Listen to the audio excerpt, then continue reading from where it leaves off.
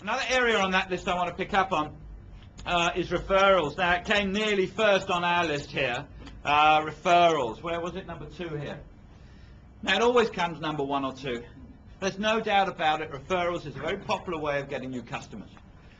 But there's an interesting thing that I've discovered about referrals. We talk about how good referrals are, but when it comes down to it, about getting referred business, we're not quite as good as we think we are. For instance, how many people have got a referred customer today?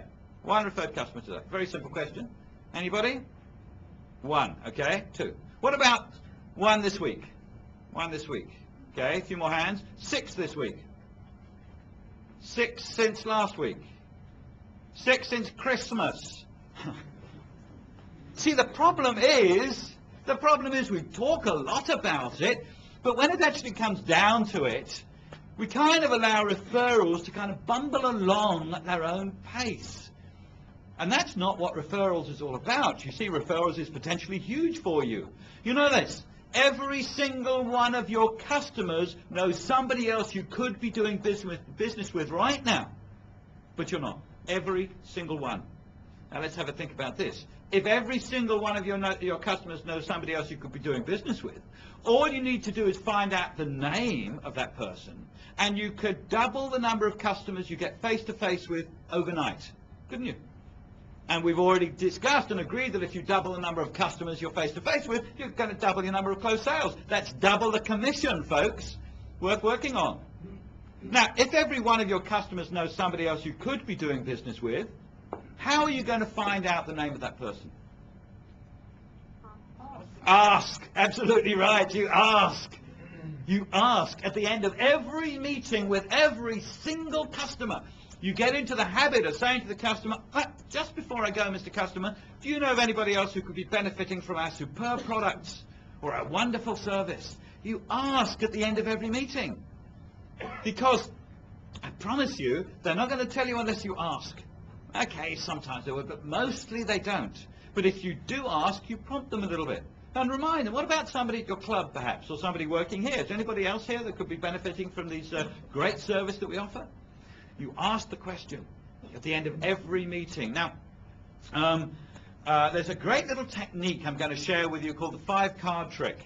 Now, some of you will have come across the 5-card trick. It's a technique I came across many, many years ago as a young salesman. And I've used very successfully over the years. The 5-card trick is very simple.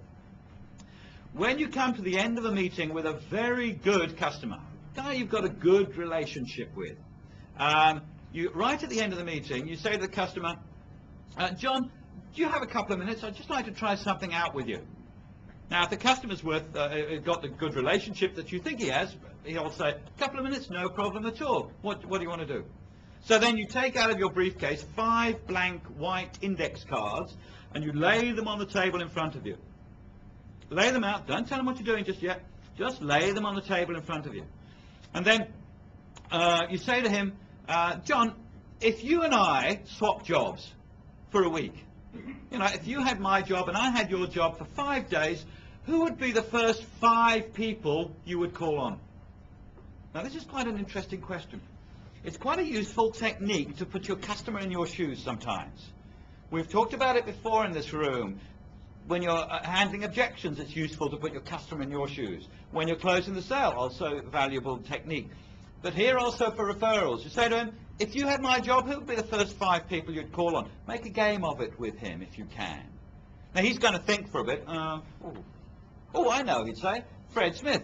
I'd call on Fred Smith, factory manager down the road.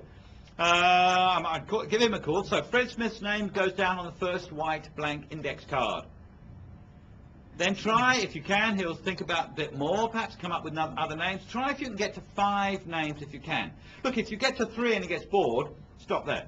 You don't want to push it too much. 3's good. If you end up with 3 new names, that's pretty good. But if he's enjoying the game, make him feel as though he's doing your job. 5, if you get to 5, that's great. If he's still enjoying it, then you can go to the next stage, and this is where you can really score. you get 5 names or even just 3, and you say to him, and John, if you did have my job, you know, for a week, who would be the first person you would call on? And he said, oh, I know, that would be Fred Smith. Good prospect for you, I think, Fred Smith. So then you say to him, John, why don't you do me a favour? Well, you know, while we're sitting here, why don't you give Fred a call? You know, see if he's available this afternoon, maybe 3 o'clock. I'm in the area. I'd love to pop in and see him. Now, you see what you're doing now is you're getting your customers to make appointments for you with your prospects. Think about that for a second. And you know, when John rings Fred, he doesn't have the same problems that you're going to have when you ring Fred. If you were to ring Fred Smith and Fred's never heard of you, where would you get stuck? The secretary, absolutely, the secretary, we all know that. You get stuck with the gatekeeper, don't you? You can't get beyond the gatekeeper. But if John rings Fred, different thing altogether.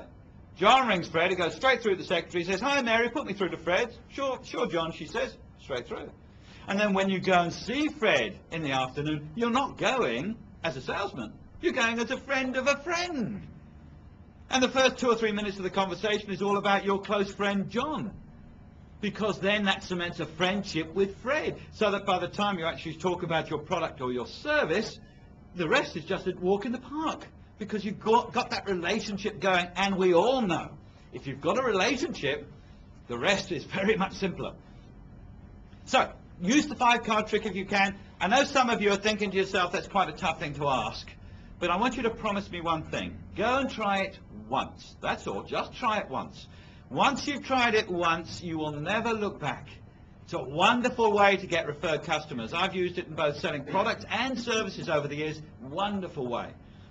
Now look, there's a company I know of who've come to a lot of my training courses.